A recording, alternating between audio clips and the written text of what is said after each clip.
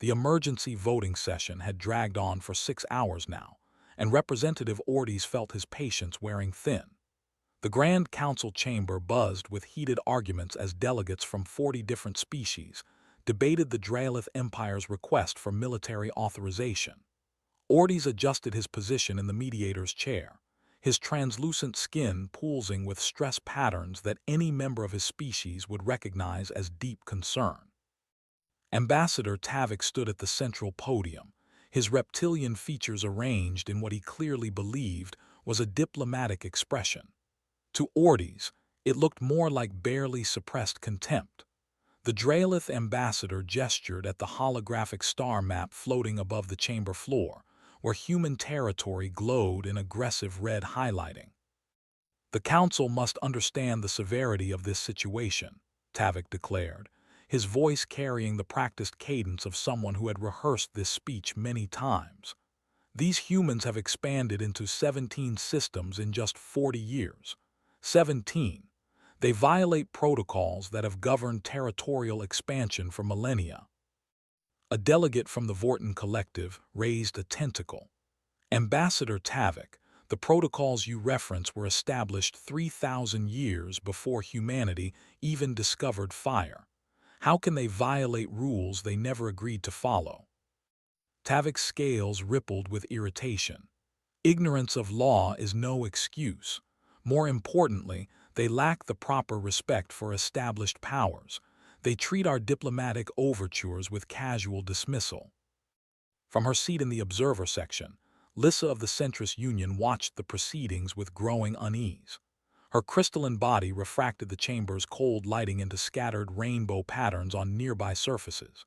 She had reviewed the actual diplomatic transcripts between Earth and the Drailith Empire. The humans had been respectful, even cautious. What Tavik called dismissal was simply humanity refusing to accept Drailith territorial claims that contradicted existing survey data. "I have compiled comprehensive intelligence on human military capability," Tavik continued, bringing up a new series of holographic displays. "As you can see, their technology is primitive by our standards. Their largest warships barely match our light cruisers. Their population centers are concentrated on a single homeworld, making them strategically vulnerable. A limited military action would demonstrate the consequences of their arrogance and bring them into proper compliance with galactic norms." Ortiz studied the intelligence reports floating in the holographic display. Something felt wrong about them. The data seemed too convenient, too perfectly aligned with Tavik's arguments. But challenging a member empire's intelligence without proof would be a serious diplomatic breach. Commander Ravik materialized as a holographic projection beside Tavik. The Drailith military officer wore full ceremonial armor, its polished surface reflecting light like a mirror. "The Drailith Third Fleet stands ready to conduct a proportional response. We will target only military installations in their outer colonies. Civilian casualties will be minimal. The operation will conclude within 72 hours. Several council members nodded approvingly. The Krill delegation actually applauded. Ortiz felt a chill run through his body. This was moving too fast. Standard protocol required 3 months of mediation attempts before military authorization could even be considered. "Representative Ortiz," called out the senior delegate from the Azern Confederacy, "what is the mediator's recommendation?" Ortiz hesitated. If he recommended against authorization, he would be accused of favoritism toward a non-council species. If he recommended approval, he would be enabling what increasingly felt like an act of bullying disguised as law enforcement. "I recommend a 30-day mediation period," Ortiz said carefully. "Allow me to meet with both human and Drailith representatives to find a peaceful resolution." Tavik's laugh echoed through the chamber. 30 days for them to further fortify their illegal positions. Absolutely not. The Drailith Empire has been patient enough. We demand a vote today. The vote was called. Ortiz watched the holographic tally appear above each delegate's station. Green for approval, red for denial, yellow for abstention. The green lights outnumbered red by a ratio of 3-1. Article 47 of the Galactic Charter was invoked, authorizing proportional military response to territorial violations. Lissa rose from her seat, her crystalline form chiming softly as she moved. I wish to register formal concern about this authorization. The intelligence presented appears incomplete. Tavik turned to face her, his expression openly contemptuous now that the vote was complete. Your concern is noted and dismissed. The Centrist Union has no stake in this matter. Every council action sets precedent, Lissa replied quietly. Today we authorize force against a species barely 2 centuries into space travel. Tomorrow, what will that precedent justify? But the chamber was already emptying. The vote was done. Delegates hurried toward exits, eager to file reports with their home governments. Ortiz remained in his chair, reviewing the authorization documents that now bore his official seal as mediator. The legal language was precise. Everything was technically correct. Yet every instinct in his body screamed that something terrible had just been set in motion. 2 days later, Ortiz stood in his private office watching holographic news feeds from across the galaxy. The Drailith Third Fleet had departed from their home system with great fanfare. Ravik had given an interview to military correspondents, predicting a swift and decisive operation that would establish proper respect for Drailith authority. The human diplomatic mission to the Council had closed its offices that morning. The ambassador, a woman named Rodriguez, had transmitted a brief message before departing. We came to you in peace, seeking only fair treatment under your laws. You have chosen to answer us with violence against our people. Remember this moment. Remember that you made this choice. Ortiz had tried to contact Rodriguez, but she was already gone. Earth's embassy stood empty, its doors sealed, its communication systems shut down. It reminded him of something his grandfather had once said about predators and prey. The most dangerous moment is not when prey runs away. It is when prey stops running and turns to face you. Across the galaxy, the Drailith Third Fleet entered hyperspace, heading toward humanity's outer colonies. In their wake, they left celebrations and propaganda broadcasts. Commander Ravik addressed his fleet with confident predictions of glory. Ambassador Tavik gave interviews about restoring proper galactic order. And on Earth, in command centers buried deep beneath continents and oceans, quiet orders were transmitted to fleet staging areas that Drailith intelligence had never detected. Admiral Reeves reviewed tactical plans that had been prepared for exactly this scenario. The plans had names like Steel Response and Broken Pride. They were not defensive plans. They were not proportional plans. They were annihilation protocols, designed by a species that had survived ice ages, world wars, and nuclear brinkmanship. The galaxy was about to learn a lesson. Pride and arrogance were not uniquely human failings, but humanity had learned, through bitter experience, exactly what those failings cost.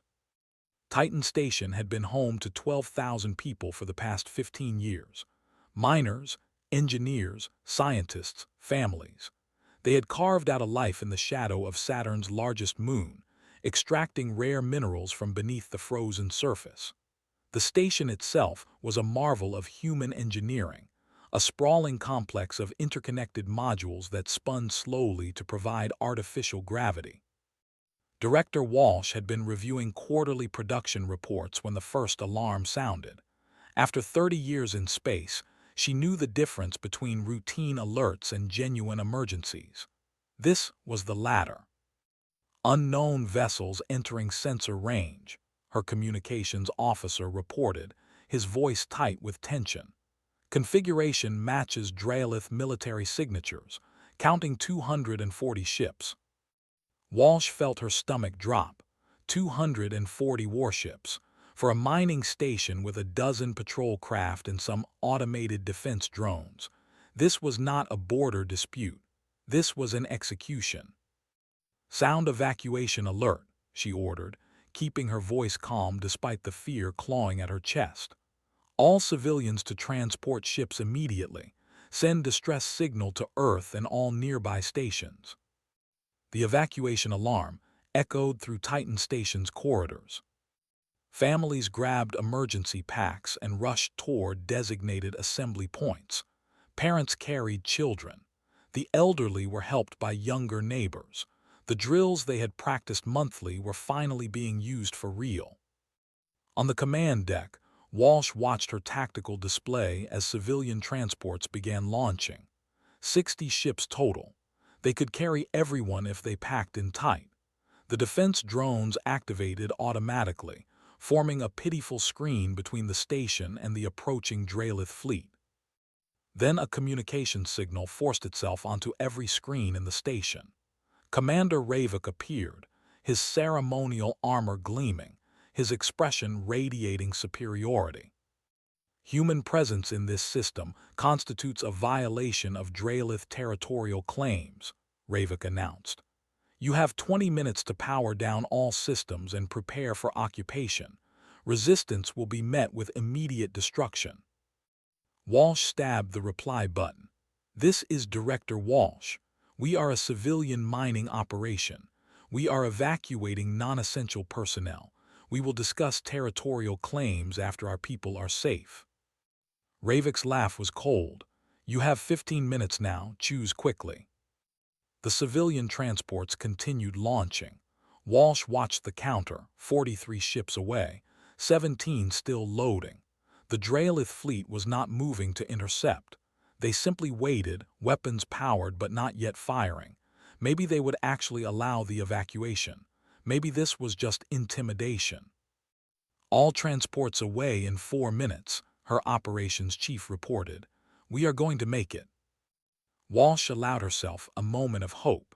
Then she saw the Drailith weapons arrays beginning to glow with purple energy. They are targeting the transports, her tactical officer said, disbelief in his voice. Sir, they are targeting the civilian ships. Broadcast surrender, Walsh shouted. All channels, we surrender. Cease fire, we surrender. The Drailith weapons fired. Purple energy beams lanced across space, beautiful and terrible. 3 civilian transports, still accelerating away from the station, exploded in silent fireballs. Then 3 more. The defense drones tried to intercept, but they were swatted aside like insects. Walsh stood frozen, watching people she knew die on her tactical display. The Harris family on Transport 7, Dr. Chen and his research team on Transport 12, the kindergarten class that had performed a play just last week, all aboard Transport 15. Gone. All gone. The firing stopped. 9 transports destroyed, 3,000 dead. The remaining ships scattered in panic, fleeing in different directions. The Drailith fleet did not pursue them. Ravik appeared on screen again. Resistance was foolish, he said. The station will now be occupied. All remaining personnel will be processed as prisoners of war. Walsh did not respond. She was watching the casualty list scroll across her screen. Names, ages, every single one a person she had known. The chief engineer's daughter was on that list. She was 7 years old. The footage was transmitted automatically to Earth. Every human station, colony, and settlement received it within hours. The images spread across human networks. 3,000 civilians killed while fleeing. Children, families, teachers, engineers, murdered as a demonstration of power. In Geneva, the UN Security Council convened in their war room deep beneath the city. Representatives from every nation watched the footage in silence. Some wept. Others sat with faces carved from stone. Admiral Reeves did not show emotion. He had learned long ago that rage was useless unless it could be channeled into action. He had prepared for this possibility. Humanity had been in space for less than 2 centuries, but they were not naive. Every species they encountered had thousands of years of spacefaring history. The galaxy was not kind to the weak. The Drailith have committed an act of war against civilian targets, Reeves stated. Under Article 51 of our Charter, Earth has the right to defend itself.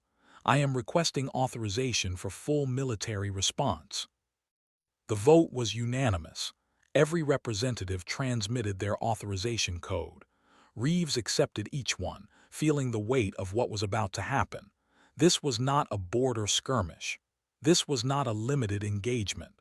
The Drailith had killed 3,000 civilians to prove a point.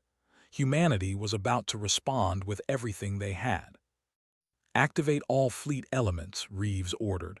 "Recall all diplomatic personnel from Council space. Issue evacuation warnings to all civilian vessels. Authorization code, broken pride, execute." Across human space, the order was received. Fleet elements that the Drailith believed did not exist began moving toward staging positions. Ships that had been running silent for years powered up their reactors. Bases hidden in asteroid fields and gas giant atmospheres activated their defenses. The industrial capacity of 8 billion humans turned toward a single purpose. The Drailith had demonstrated their military doctrine: overwhelming force, casual cruelty, victory through intimidation. They expected humans to respond according to galactic norms, negotiate, protest to the Council, accept a peace treaty that favored the aggressor. But humanity had different norms. Humanity remembered when nations had thought conventional warfare was civilized, when rules of engagement meant something, when treaties were respected.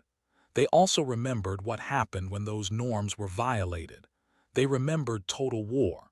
They remembered what it meant to face extinction and choose to fight back with everything available. The Drailith Third Fleet celebrated their victory at Titan Station. They posted triumphant messages across galactic networks. They had proven human weakness. They had demonstrated Drailith superiority. Commander Ravik gave interviews about the successful operation. They had 3 days before humanity arrived. 3 days of celebration before they learned what they had actually done. They had not demonstrated superiority. They had removed any reason for humanity to show restraint. Intelligence reports flooded into Commander Ravik's tactical center aboard the Pride of Drailith. The reports were concerning but not alarming. Human fleet elements were moving. Patrol groups had broken off from their normal routes. Communications traffic had increased significantly across all human networks. "They are mobilizing for a counterattack," his tactical officer observed. Estimated force composition suggests 3, perhaps 4 battle groups.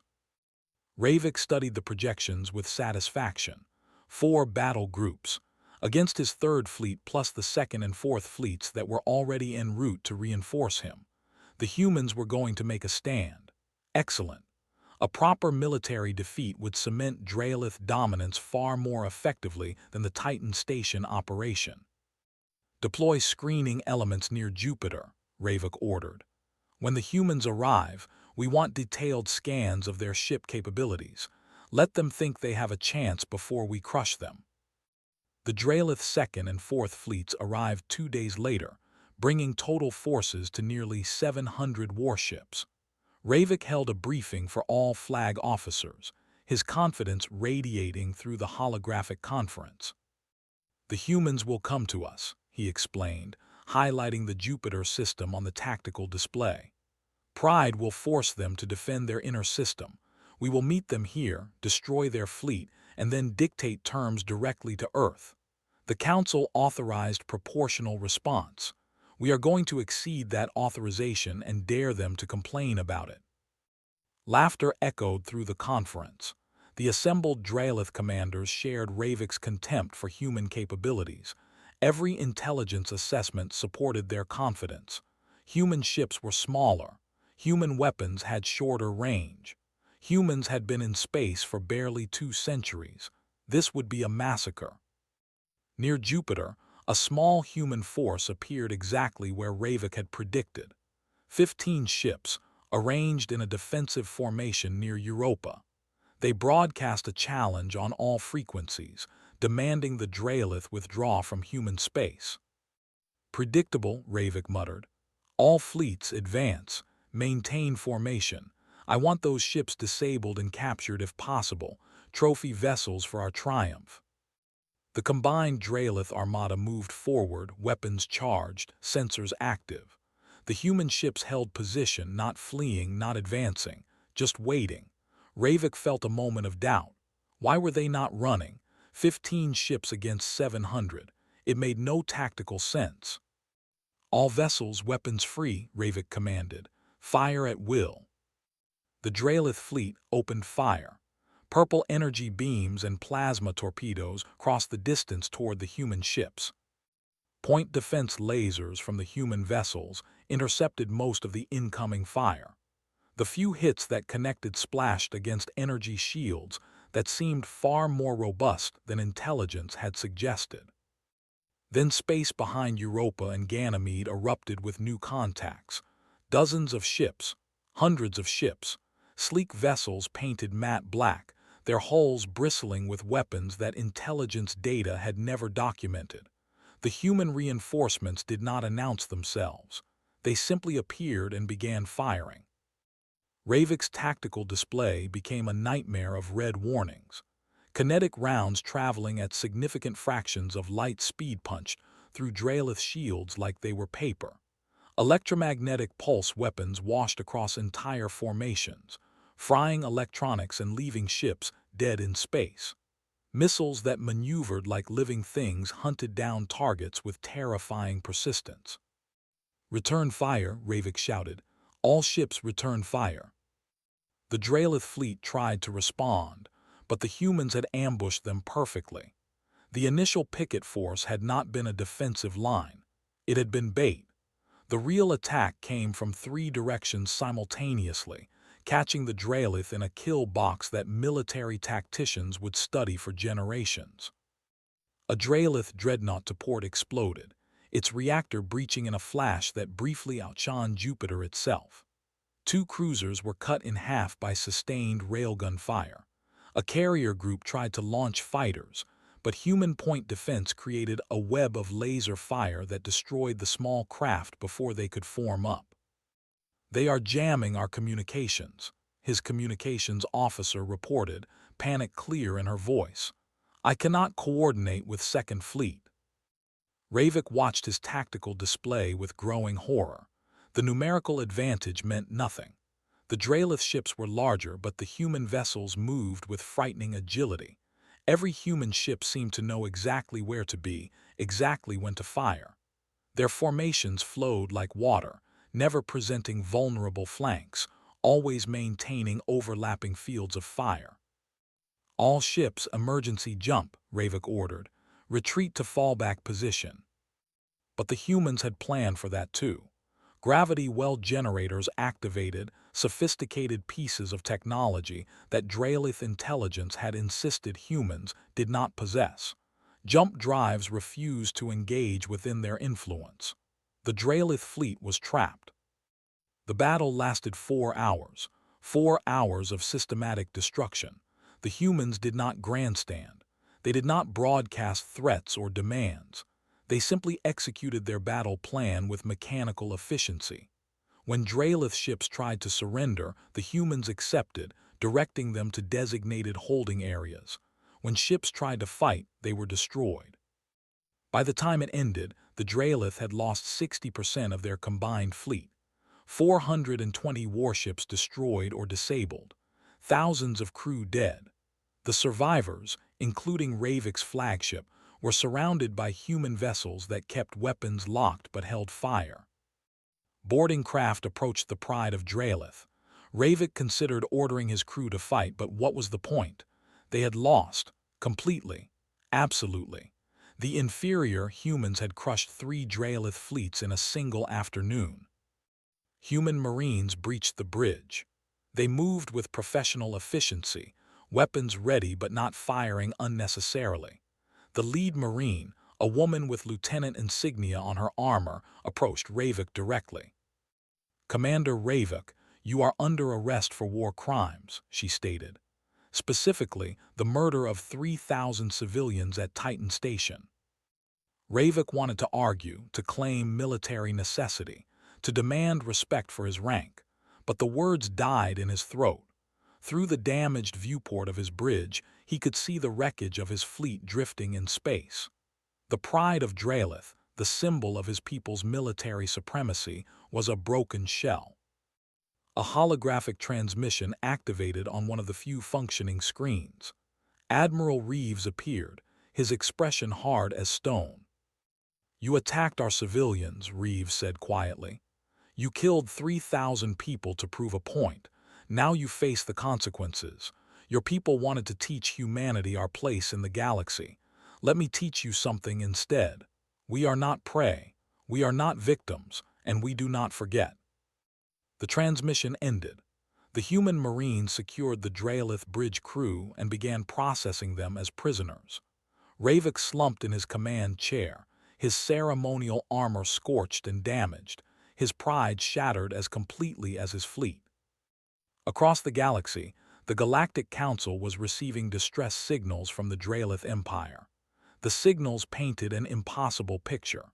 The humans, the species that was supposed to be easily defeated, had destroyed a force of 700 warships, and they were not stopping. Long-range sensors detected human fleets moving toward the Drailith home system. The Council had authorized a limited operation. They were about to discover that humanity did not recognize the concept of limited war, not when civilians were murdered, not when the aggressor showed such casual cruelty. The Council had made a choice. Now they would learn what that choice cost. The Grand Council chamber had never been this chaotic. Representatives shouted over each other, while holographic displays showed the devastation of 3 Drailith fleets in brutal detail. Representative Ordes tried to maintain order, but his voice was lost in the pandemonium. Ambassador Tavik stood at his station, his scales pale with fear, demanding immediate council intervention. "You must stop this human aggression. They have violated every principle of proportional response. They are war criminals." Lissa rose from her seat, her crystalline body chiming with barely contained fury. "War criminals. Shall we review the footage from Titan Station again? Shall we watch 3,000 civilians die while trying to evacuate?" She activated a holographic projection. The Council fell silent as they watched the Drailith Third Fleet deliberately targeting civilian transports. Children's faces were visible through viewport windows in the moment before purple energy beams turned their ships into expanding clouds of debris. "You authorized this," Lissa said, her voice cutting through the silence. "Every member who voted for military action shares responsibility for those deaths. The Drailith asked for permission to commit murder, and you gave it to them." A delegate from the Azern Confederacy attempted a defense. "We authorized proportional response to territorial violations. We did not authorize attacks on civilians." "Then you are fools," Lissa replied. "You handed weapons to bullies and expected them to show restraint. The humans are not violating proportional response. They are responding proportionally. 3,000 of their civilians died. The Drailith are paying the price." Ordes finally managed to restore some order. "The immediate question is what action the Council takes now. The humans have severed all diplomatic contact. Our attempts to negotiate a ceasefire have been ignored. Long-range sensors indicate human fleets are heading directly toward Drailith Prime." The implications of that statement rippled through the chamber.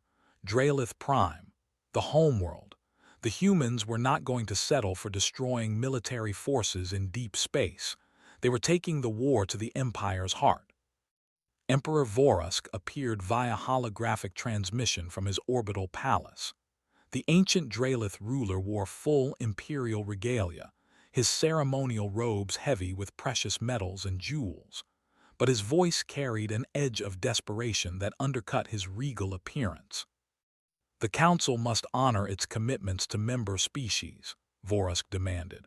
"The Drailith Empire requires immediate military assistance against human aggression. We invoke Article 23, Collective Defense Protocols." Silence greeted this demand.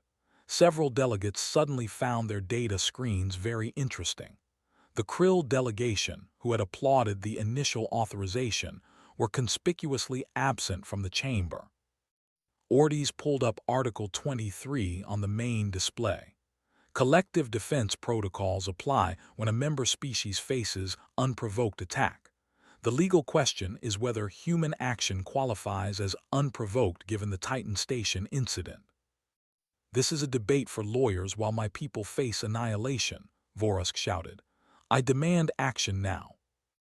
Lissa accessed her own files and projected them for the entire council to see. "Before we discuss military intervention, perhaps we should review some other information. These are intelligence assessments of human military capability from the past 5 years. Notice anything interesting?" The council members studied the data. Gradually, expressions of confusion turned to alarm, then to horror. Every major intelligence service had rated humanity as a minor threat. Every assessment had concluded that human technology lagged behind galactic standards. Every projection had estimated human military forces at a fraction of their actual strength. "How is this possible?" asked a delegate from the Vorton Collective. "Our intelligence services are the finest in the galaxy." "Because you saw what you expected to see," Lissa explained. "A young species, short spacefaring history, limited industrial base. You made assumptions and never questioned them. Meanwhile, the humans were building distributed shipyards in asteroid fields, training fleets in deep space where your sensors would never detect them, preparing for exactly this scenario." More data appeared on the displays. Human defensive networks that had been invisible to galactic sensors. Military production facilities that dwarfed anything intelligence services had estimated. Fleet compositions that revealed humans had been preparing for major conflict since their first contact with other species. "They were planning to attack us all along," Tavik claimed desperately. "No," Ortiz said quietly. "They were planning for someone to attack them. They have been in space for less than 2 centuries. In that time, they have encountered 43 different species. 31 of those species initially responded to human contact with hostility or threats. The humans learned to prepare for the worst, and you just gave them the worst." Another holographic transmission interrupted the debate. The image was rough, clearly sent via emergency channels. It showed orbital space above Drailith Prime.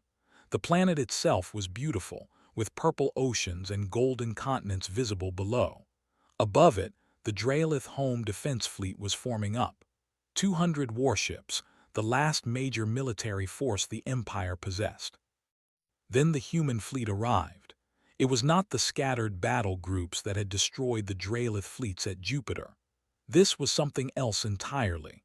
A coordinated armada of over 300 vessels, their formation perfect, their approach methodical and terrifying. Admiral Reeves broadcast on all frequencies. His message was simple. "Emperor Vorusk, you have 2 choices. Unconditional surrender or we begin orbital bombardment. You have 1 hour to decide."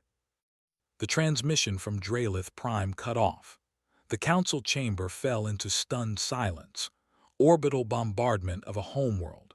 It was the ultimate atrocity, the one act that the entire galaxy had collectively agreed was beyond acceptable behavior even in total war. Lissa broke the silence. "He will not do it. Look at their weapons deployment." She enhanced the tactical display, highlighting the human fleet's positions. Every ship had weapons locked on military targets, orbital defense platforms, military shipyards, weapons satellites, communication arrays. Not one ship had targeting solutions on civilian population centers. "They are giving Vorusk a choice," Lissa explained. "Surrender and the Empire survives. Fight and only the military dies. They are being more merciful than we were. We authorized the Drailith to attack civilian miners.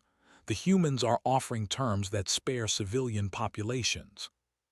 The hour passed. Emperor Vorusk refused to surrender. Pride would not allow it. The Drailith home defense fleet opened fire on the approaching human armada. The human response was systematic and devastating. Orbital defense platforms exploded in precise sequence. Military shipyards were reduced to expanding debris clouds. Weapons satellites simply ceased to exist. The home defense fleet tried to fight, but they were outmatched just as badly as the fleets at Jupiter had been. 18 hours later, it was over. 90% of Drailith military capability had been eliminated. Not a single shot had been fired at civilian targets. Cities on Drailith Prime remained pristine and untouched, but every military installation in orbit was destroyed. Every warship was either debris or surrendering. The Council watched it happen in real time. They watched humans demonstrate that they possessed both the capability and restraint to destroy an empire's military while sparing its civilians. It was a lesson in the difference between power and cruelty. The Drailith had shown cruelty. The humans showed power.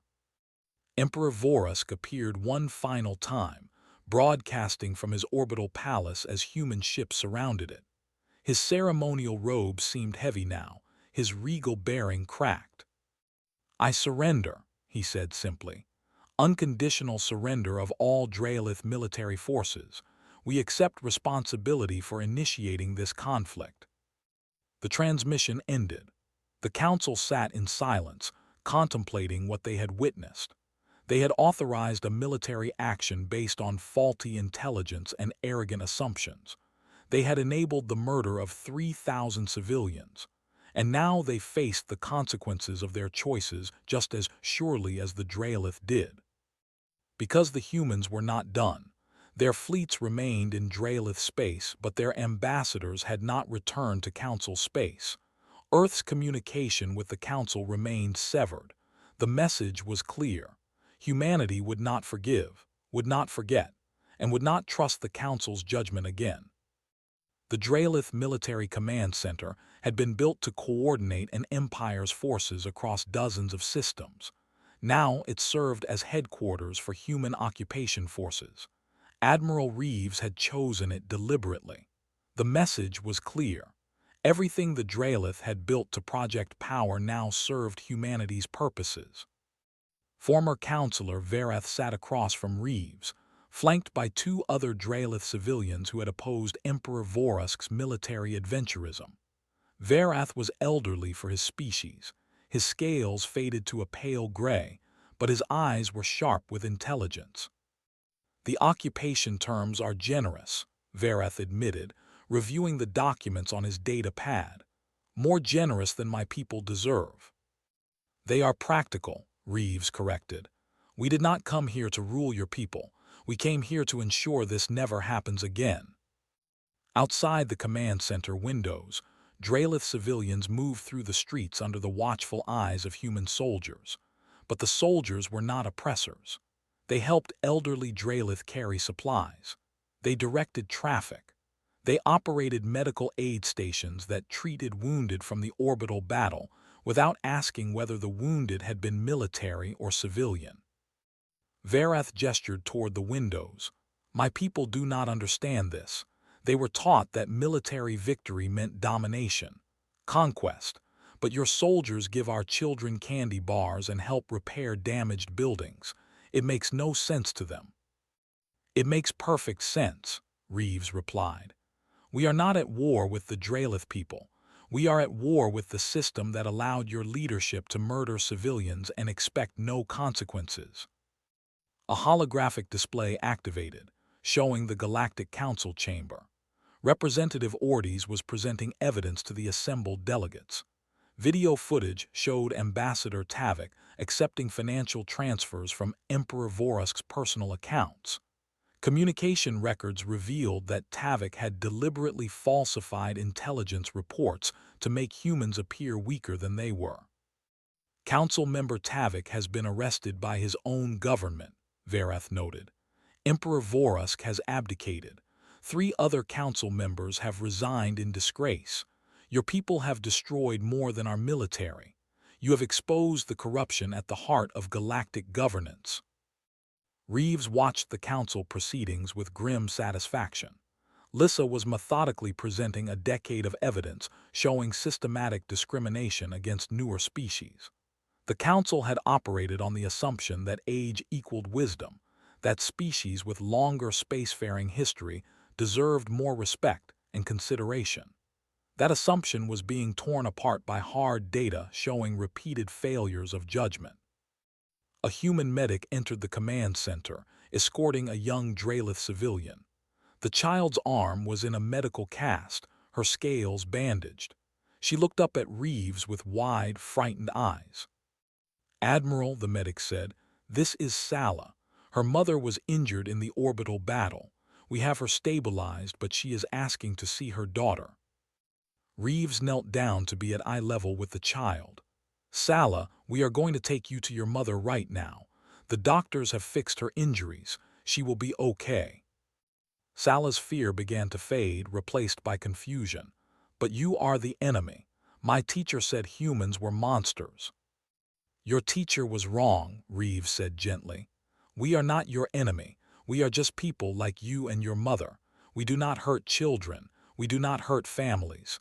We only fight people who try to hurt us first." The medic led Sala away toward the medical center. Verath watched the interaction with an unreadable expression. "You are making this very difficult," he said finally. "Making what difficult?" "Hating you. My people need someone to blame for our humiliation. But how can we hate an enemy that treats our wounded, feeds our hungry, and speaks kindly to our children? Your brutality would be easier to accept than your mercy." Reeves turned back to face the elderly Drailith. "Mercy is not weakness. It is a choice we make because we can afford to make it. We destroyed your military because it threatened our civilians. But your civilians never threatened anyone. Why would we harm them?" Another transmission arrived from the Council. This one was from Lissa and Ordes jointly. They had resigned from the Council and were proposing a new alliance structure. The Independent Systems Alliance, a governing body with transparent intelligence sharing, strict prohibitions on preemptive military action, and equal representation regardless of how long a species had been spacefaring. "They want you to join," Verath observed. "The new alliance, it needs humanity's credibility to succeed." "Earth will not join the Council," Reeves stated firmly. "We made that clear." "But this is not the Council. This is something new, something better perhaps, and your people would have significant influence in shaping its structure." Reeves considered the proposal carefully. The new alliance charter addressed many of Earth's concerns. Transparent intelligence sharing would prevent the kind of faulty assessments that had enabled the Drailith attack. Strict military protocols would require extensive mediation before authorizing force. Equal representation would give newer species voices equal to ancient empires. "I will forward this to our government," Reeves said. "But Earth's participation comes with conditions. Full investigation of every council member who voted for military authorization, prosecution of those who accepted bribes or falsified intelligence, and the Drailith participate in the alliance as probationary members only."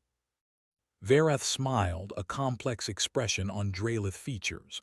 "We expected nothing less. My people attacked you out of pride. The Council enabled us out of corruption and prejudice. Now we all face the consequences of those choices. Some consequences are punishment, like our military defeat, but some consequences are opportunities. Perhaps this new alliance is both." 3 months after the surrender, the human occupation was ending, not because the occupation had failed, but because it had succeeded. The Drailith civilian government was stable. War crimes tribunals were processing military officers who had participated in the Titan Station massacre.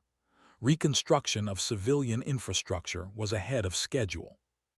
A young Drailith engineer named Solis worked alongside human technicians repairing a communications array. His grandfather had served in the Home Defense Fleet and died in the orbital battle. Solis had every reason to hate these humans. Instead, he found himself learning from them. "Why do you help us?" he asked the human technician, a woman named Park who had patiently taught him advanced repair techniques all week. Park looked up from her work. Because this is what you do after a war ends. You help people rebuild. You make sure they have food and medicine and working infrastructure. You give them a reason to choose peace next time. But we started the war. We killed your people. Your leaders started the war, Park corrected. You are just a kid trying to build a future. That is not something I want to punish. That is something I want to help. Across Drailith space, similar scenes were repeated thousands of times. Human personnel worked alongside Drailith civilians. Medical teams trained local doctors in advanced techniques. Engineers shared knowledge freely. It was not occupation in the traditional sense. It was rehabilitation, rebuilding not just infrastructure but trust. The Galactic Council, meanwhile, was collapsing. 6 more members had resigned. Corruption investigations revealed that the rot went deeper than anyone had suspected. Trade agreements that favored ancient species. Intelligence sharing that deliberately excluded newer civilizations. Military authorizations granted based on bribes rather than legal merit. Ortiz presented his final report to the remaining council members. This institution has failed in its fundamental purpose. It was supposed to maintain peace and facilitate cooperation. Instead, it became a tool for established powers to maintain their dominance. The Independent Systems Alliance offers a chance to start over, to build something better, but only if we have the courage to admit our failures. The vote to dissolve the old council was not unanimous, but the majority was clear. Ancient species that had dominated galactic politics for millennia watched their power structure crumble. Some raged. Some plotted to undermine the new alliance. But many, like Ortiz and Lissa, recognized that the old system had been broken long before humanity exposed its failures. The new alliance charter was ratified by 47 species in its first month. The Drailith applied for probationary membership, accepting all conditions including war crimes prosecutions and military limitations. Earth joined as a founding member, bringing their technological capabilities and hard-won wisdom about the costs of war. In the ruins of the old order, something new was being built. Not perfect, not without challenges, but honest in ways the old council never was. The Drailith had attacked for pride. The council had failed through corruption. Now both faced consequences that were simultaneously punishment and opportunity. The galaxy was learning a lesson that humanity had learned through bitter experience. The greatest danger is not external enemies. It is the internal failures of judgment, character, and wisdom that enable atrocity in the first place. The neutral station had been constructed specifically for this moment. Neither council territory nor human space, it orbited a star system claimed by no one. The conference hall was simple, functional, stripped of the grandeur that had characterized the old council chamber. That simplicity was intentional. This was not about ceremony. This was about building something real. Ambassador Rodriguez entered the hall with a small delegation.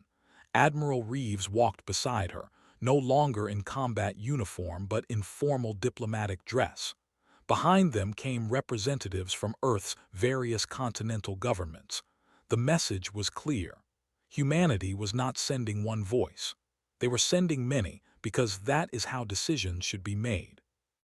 The hall was already filling with delegates from dozens of species. Ortiz and Lissa had worked tirelessly to organize this first formal assembly of the Independent Systems Alliance. Younger species sent their ambassadors with hope visible on features both familiar and alien. Established species sent representatives with skepticism and calculation in their bearing. Emperor Vorusk's replacement, a civilian administrator named Teles, sat with the Drailith delegation in a section specifically marked for probationary members. Teles wore simple robes, not imperial regalia. The Drailith who accompanied him were scholars and engineers, not military commanders. The old council had sent observers. They sat in a separate gallery, their presence tolerated but not welcomed. Among them were several delegates who had voted to authorize the Drailith attack. Their expressions ranged from defiant to ashamed. Lissa called the assembly to order. Her crystalline form caught the light, creating rainbows across the hall's walls. We gather today not to celebrate victory or mourn defeat, but to build something better than what we had. The old system failed because it prioritized power over justice, age over wisdom, and tradition over truth. The Independent Systems Alliance will succeed because we choose different priorities. Rodriguez stood when invited to address the assembly. She took a moment to look around the hall, making eye contact with delegates from species she had never met, worlds she had never visited. This was the moment that would define humanity's place in the galaxy for generations. Earth was invited to join the Galactic Council, Rodriguez began. We were offered a seat at the table of power. We declined, not because we are ungrateful, but because we cannot trust a system that enabled the murder of our civilians and then acted surprised when we defended ourselves. Murmurs rippled through the hall. Some delegates nodded agreement, others shifted uncomfortably. The Council operates on assumptions that seem reasonable until you examine them closely, Rodriguez continued. Older species deserve more respect. Longer spacefaring history means greater wisdom. Newer civilizations should defer to established powers. These assumptions led directly to the deaths of 3,000 human civilians at Titan Station, because the Drailith believed their ancient lineage gave them the right to dictate our territorial boundaries, because the Council believed our youth made our concerns less important. She activated a holographic display showing the charter of the Independent Systems Alliance. This charter rejects those assumptions. Every species has equal voice regardless of age. Intelligence is shared transparently, so no one makes decisions based on deliberate lies. Military action requires extensive mediation and can only be authorized when all peaceful options are exhausted. And most importantly, those who violate these principles face real consequences. Tellys rose from the Drailith delegation. Ambassador Rodriguez, the Drailith Empire formally requests probationary membership in the Independent Systems Alliance. We accept all conditions including war crimes prosecutions, military limitations, and oversight of our territorial claims. We cannot undo the harm we caused, but we can work to ensure it never happens again. Rodriguez nodded acknowledgement. Earth supports Drailith probationary membership, not because we forgive what your previous government did. We will never forget our dead, but we recognize that your civilian population and new leadership had no part in those crimes. Justice means holding the guilty accountable, not punishing the innocent. The vote on Drailith membership was called. It passed with significant majority. Some species voted no, unable to move past recent events, but enough voted yes to send a clear message. The new alliance valued redemption as well as accountability. Over the next hours, the Assembly ratified the alliance structure, transparent intelligence sharing protocols, strict limits on military authorization, economic cooperation based on mutual benefit rather than dominance, dispute resolution through mediation rather than force. Each provision addressed a specific failure of the old council system. An observer from the council requested permission to speak. The ambassador from the Azern Confederacy, one of the species that had voted to authorize Drailith military action, stood with visible difficulty. The council made terrible mistakes, the Azern admitted. We enabled atrocity through corruption, prejudice, and lazy assumptions. Some of my colleagues refuse to acknowledge this. They plot to undermine your alliance.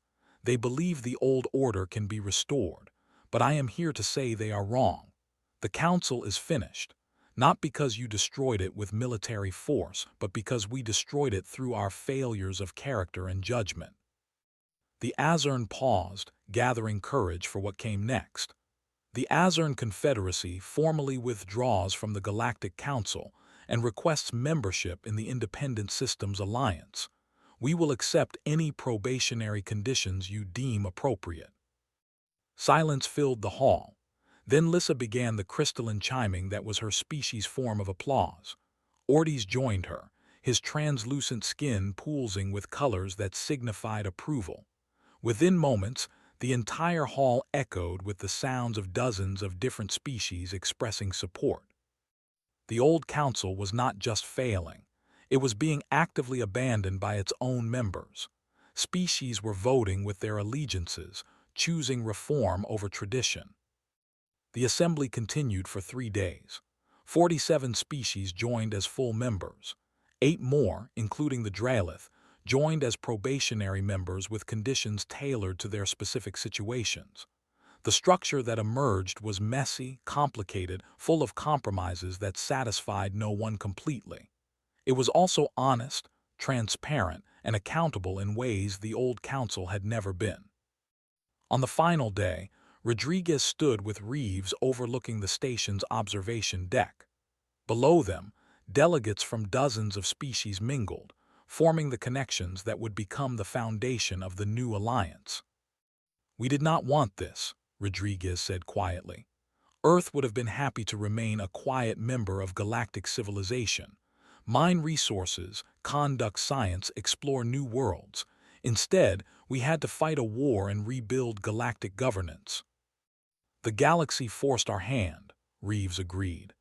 "They attacked our civilians, expecting us to accept it as the price of being young and weak. They learned we are neither young enough nor weak enough to accept such treatment." "Do you think it will work, this alliance?" Reeves considered the question carefully. "It will work better than what came before. That is a low bar, but it is a start. Some species will resist. Some will try to recreate the old power structures. But enough species are committed to making this succeed that I believe they will overcome that resistance." Below them, a human diplomat shared a meal with a Drailith scholar. A few tables away, Lissa discussed trade agreements with representatives from 3 different species. Ortiz facilitated a debate between 2 civilizations that had been rivals for centuries, helping them find common ground. The Drailith had attacked for pride, believing their ancient heritage gave them the right to dominate newer species. The Council had enabled that attack through corruption, prejudice, and willful blindness to their own failures. Both had faced consequences that were simultaneously punishment and opportunity. 3,000 humans had died at Titan Station. That debt could never be fully repaid, but their deaths had exposed failures that might have caused millions more deaths if left unchecked. The galaxy had been operating on faulty assumptions about power, wisdom, and justice. Those assumptions had been shattered by humanity's response. Now came the hard work of building something better, not perfect, never perfect, but honest enough to acknowledge failures, strong enough to hold the powerful accountable, wise enough to learn from tragedy rather than repeating it. Rodriguez watched the delegates below and allowed herself a moment of cautious optimism. Humanity had not sought galactic leadership, but when forced to choose between accepting injustice and demanding something better, they had chosen the harder path. That choice would define not just humanity's future, but the future of every species that chose to build this new alliance together. The age of casual cruelty was ending. The age of assumed superiority was over. Something new was beginning. It would have growing pains. It would face challenges. But it would be built on a foundation of accountability and truth rather than corruption and prejudice. That was worth the cost. That was worth the fight. And that was the real consequence of what the Drailith had started. They had attacked for pride. The Council had failed through corruption. And together, they had forced the galaxy to finally face the truth about itself and choose to become something better.